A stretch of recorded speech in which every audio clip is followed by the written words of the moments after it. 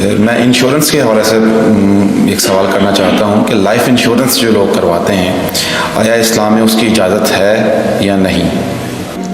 اصل میں یہاں اس کو کہوں گا آپ سے کہ ایک تو ہمارے ہاں جو اس وقت انشورنس کا نظام ہے وہ لازماً گتھا ہوا ہے سود کے ساتھ، لہذا اس شکل میں جو اس وقت انشورنس ہو رہی ہے وہ تو حرام ہے، اس کے حرام ہونے میں کوئی شک نہیں۔ البتہ یہاں پر پیور انشورنس کی بات اگر کی جائے جس کے اندر کہ کوئی سودی معاملہ نہ ہو، کیونکہ وہ پھر انویسٹ کرتے ہیں، اس کا بھی پھر وہ جو ہے وہ نفع دیتے ہیں، وہ سب کچھ ہے، وہ سارا معاملہ ہے۔ اسی لیے جس نے کوئی بڑا بینک بنایا اس نے 7 انشورنس کمپنی بنا لی، حبیب بینک بن گیا، حبیب انشورنس کمپنی بن گئی، وغیرہ وغیرہ۔ آدم جی بینک تھا، آدم جی انشورنس بن گیا۔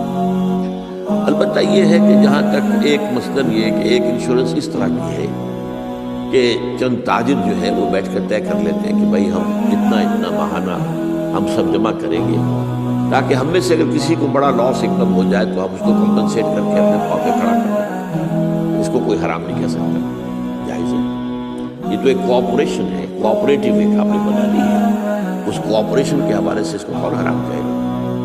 پھر لائف انشورنس کا معاملہ جو ہے اس میں آ جاتا ہے ایک چانس اس نوعیت کا کہ آپ نے انشورنس کرائی ہے، 10 لاکھ کی انشورنس لی ہے، آپ نے ابھی 2-3 پریمیم جو ان کے لیے ہیں کہ آپ کا حادثہ کے اندر انتقال ہو گیا، اب اتنے پیسے آپ کو مل جائیں گے، یہ آپ نے how did you earn it. تو شریعت کے جو بھی جائز ذرائع ہیں ارننگ کے، ان میں کسی میں یہ فال نہیں کرتا۔ یہ تو چانس کی بات ہو گئی، جیسے جوئے کے اندر چانس ہوتا ہے، آپ کا داؤ لگ گیا تو آپ کو جو ہے وہ 12 ہو گئے، اور نہیں تو ظاہر بات ہے کہ آپ کی اپنی رقم بھی گئی۔ اسی طریقے سے یہ ہے کہ اگر وہ آپ نے جتنا بھی رقم جو ہے دی ہے وہ ہو سکتا ہے کہ وہ آپ بالکل ٹھیک ٹھاک اس وقت تک رہیں۔